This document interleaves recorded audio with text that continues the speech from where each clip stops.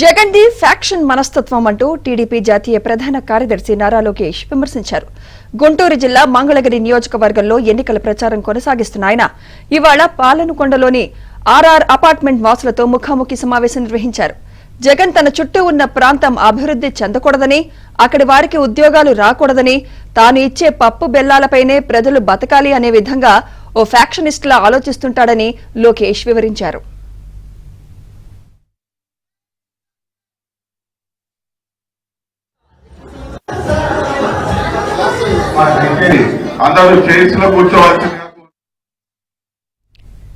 ఏపీలో అభివృద్ధి లేదు, ఉద్యోగాలు లేవు.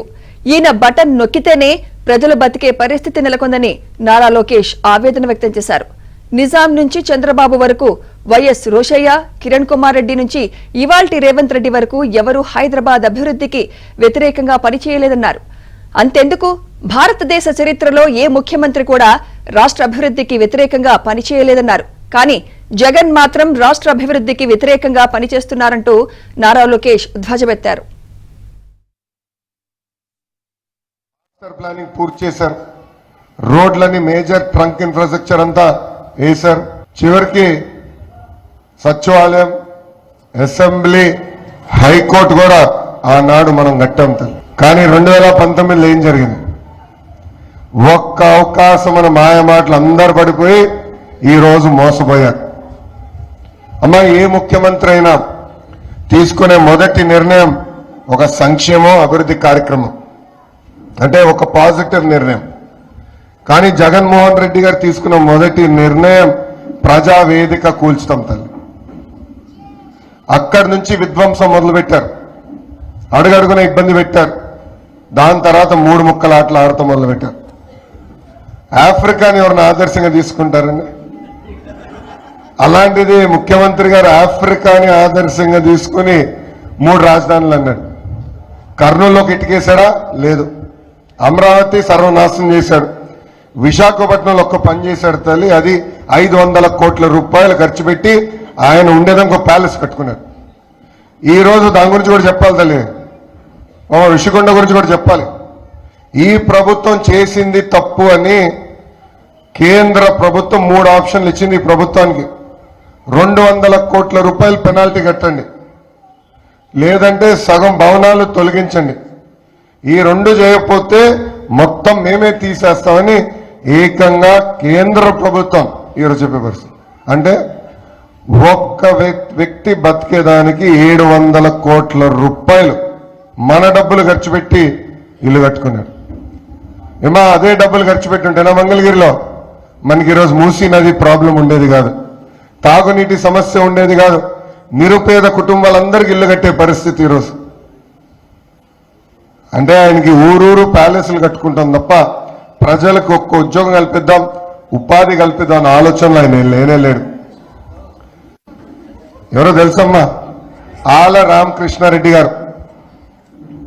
వాస్తవంగా ఆయన రాజకీయాలకు ఎందుకు వచ్చాడో నాకు తెలీదు. ఆయన సినిమాల్లోకి వెళ్ళుంటేనా బాలబాబు గారికి, పవన్ అన్నకి భలే పోటీ పడేవాడు. అంత అద్భుతంగా నటిస్తాడు. మొన్న వైకాపాని తిట్టాడు, నిన్న తెలుగుదేశం పార్టీని తిడతాడు, రేపు ఏ పార్టీని తిడతాడు ఆయనకే తెలియదు. ఆయన రోజుకు ఒక మాట మాట్లాడతాడు. నిన్న అపర్ణకి వెళ్ళి, కరెక్ట్గా నిన్న కాదు, ఒక 5-6 రోజుల క్రితం అపర్ణ దగ్గరికి వెళ్ళి ఇట్లనే కార్యక్రమం పెట్టుకున్నారు. అక్కడ ప్రజలు పరిశ్రమలు ఏంటి, అభివృద్ధి ఏంటి అని అడిగితే అసలు మంగళగిరికి ఒక్క పరిశ్రమ రాదు అని తేల్చి చెప్పేశాడు. తెలుగు ఒక్క కంపెనీ కూడా రాదంట. ఇక్కడ ఫౌండేషన్ వేసేదానికి ఎక్కువ ఖర్చు అవుతుంది. కరెక్టే, ఖర్చు అవుతుంది, దాని సందేహం లేదు. కానీ కాంటినెంటల్ కాఫీ ఎలా వచ్చింది తల్లి? కోకోకోలా ఫ్యాక్టరీ ఎలా వచ్చింది? నేను ఐటీ శాఖ మంత్రిగా ఉన్నప్పుడు మంగళగిరి ఆటో నగర్కి అనేక ఐటీ పరిశ్రమలు తీసుకొచ్చా, అవి ఎలా వచ్చినాయి తల్లి? అంటే పైన ఒక నటుడు, కింద బ్రహ్మానందం లాగా ఈయన ఒక నటుడు. ఈరోజు అదే పరిస్థితి మంగళగిరి. ఈ ప్రభుత్వ అధికారంలోకి వచ్చిన 9 సార్లు పెంచారు. బాగుంట లేకపోయినా, అంటే దామాషా లేకపోయినా కార్పొరేషన్ పేరుతో మన పైన రుద్దారు. 1000 రూపాయలు వచ్చే పన్ను ఇప్పుడు 3000, 4000, 6000 వస్తున్నాయి. ఇంకో పక్కన మధ్య తరగతి కుటుంబాన్ని కూడా వేధిస్తున్నారు. ఇంకా రాష్ట్రం మొత్తం గంజాయి. దానికి కారణం వైకాపా పార్టీకి అతను జైలుకి వెళ్ళి కనుక 3 నెలల తర్వాత బయటకు వస్తే ముఖ్యమంత్రి గారు ఆయనకి ఇచ్చిన కానుక ఎమ్మెల్సీ పదవి ఇట్లా వేదిక ఉంటే పక్కనే కూర్చుంటాడు. గంజాయిలో డెవలప్మెంట్ యూనిట్ వారిగా తీసుకోవాలి, బ్లాక్ బేస్ చాలా ఎప్పటికీ జోరుగా తీసుకోవాలి. పెద్ద పార్టీ ఉండాలి, హైకింగ్ ప్లేస్ జనసేన ప్రభుత్వం ఏర్పడిన వెంటనే కరెంటు ఛార్జీల్లో మేము పెంచము. 5 సంవత్సరాలు తిరిగి కరెంటు ఛార్జీలు తగ్గించే బాధ్యత మేము తీసుకుంటాము. ఇది మీరు అందరూ అనుకోవచ్చు ఎట్లా సాధ్యమని. అమ్మా ఇప్పుడు రెన్యూబుల్ ఎనర్జీ ₹2.25 దొరుకుతుంది యూనిట్. ఆనాడు బాబు గారు పీపీఎల్ కుదుర్చుకున్నారు, ఒప్పందాలు కుదుర్చుకున్నారు. ఈ ప్రభుత్వం వచ్చి అవినీతి ఆరోపణలు చేసి అవన్నీ రద్దు చేసింది. తిరిగి అదే కరెంటు ₹10 పెట్టి కొనింది. ₹10 పెట్టి కొన్నారు యూనిట్ పవర్ మార్కెట్లో. ఇది ఎంత అన్యాయమో చూడండి. ఆ భారం అంతా ఇప్పుడు తీసుకొచ్చి మన నెత్తిమని రుద్దుతున్నారు. సో మళ్ళీ ఆ పీపీఎల్ అన్ని రెన్యూ చేయాలా, ఇంకెక్కువ రెన్యూబుల్ ఎనర్జీ కంపెనీలు మన రాష్ట్రానికి తీసుకురావాలా. అప్పుడు కరెంటు ఛార్జీలు ఒక పద్ధతి ప్రకారం తగ్గించేదానికి కూడా అవకాశం ఉంటుంది. అది చేపట్టే బాధ్యత మేము తీసుకుంటాం.